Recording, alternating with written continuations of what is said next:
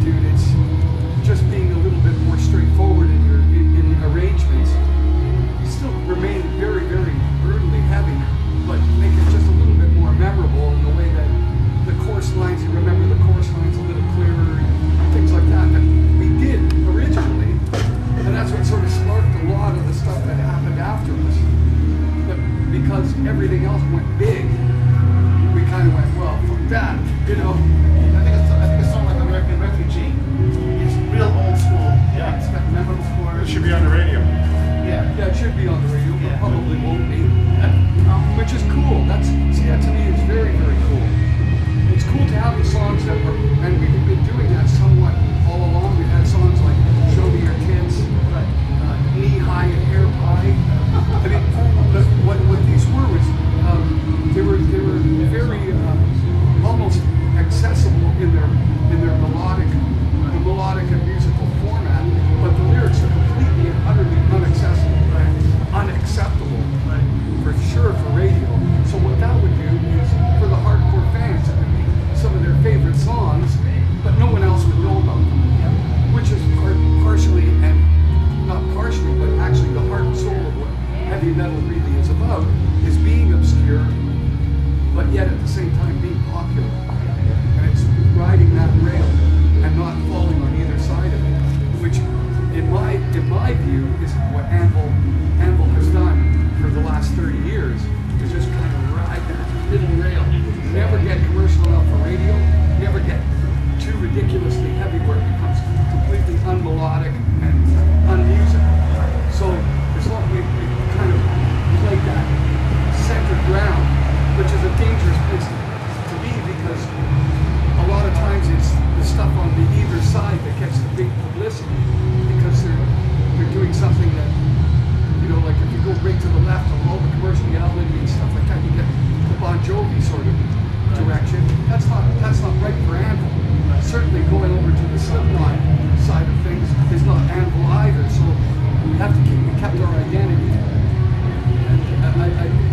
and that's what I mean with the journey of integrity. This is the last question. What do you think defines Anvil sound? What's the album that defines Anvil sound? What defines Anvil sound? Song you've done in Probably the physical, most physical aspects of the band, my voice and Rob's drumming. Certainly a riff is a riff, and there are things about our riffs that are unique. I use a lot of semitones and stuff like that, which is somewhat of an unusual sort of approach, but I think generally speaking, the drumming and vocals is what separates us from the band. How about the most difficult album that you guys got there?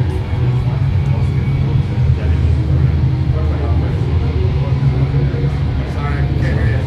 What album has been the most difficult for you guys to come through with? What's been your most difficult album? The most difficult album. Give you the most trouble?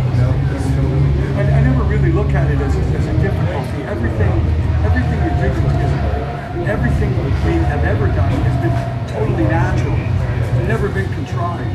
So it's never a level of difficulty or anything like that. It's whatever we might be going through and what we live at each album.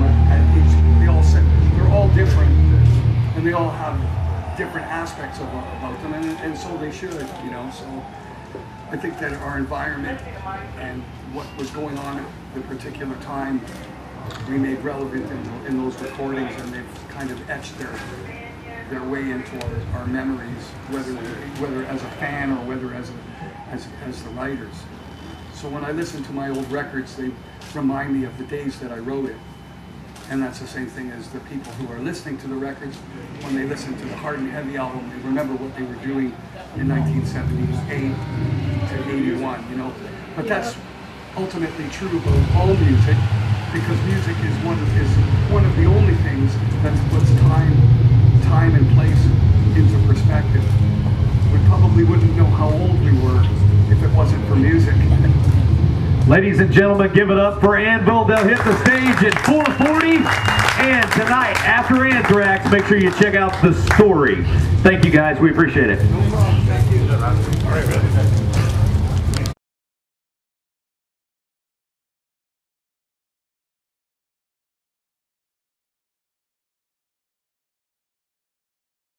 So, Johan, how's your week been going? Give him the finger, it's cool. That's what we do in America. What do you think about Oklahoma, Johan? It's hot.